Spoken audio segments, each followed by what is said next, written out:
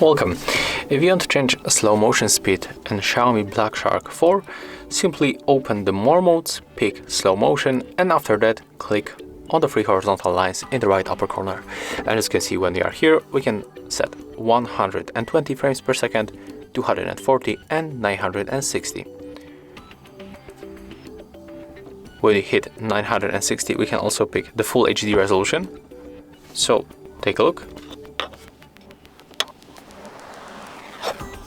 Right now we have to press the shutter button, and also in the right upper corner we can find the speed of the slow motion. So let's turn it on and let's check it out how it looks.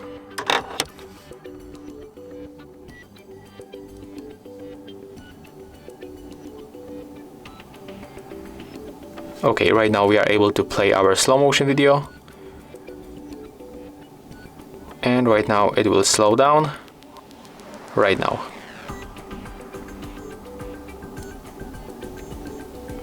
So as you can see, that's how it looks. If you find this video helpful, remember to leave a like, comment and subscribe.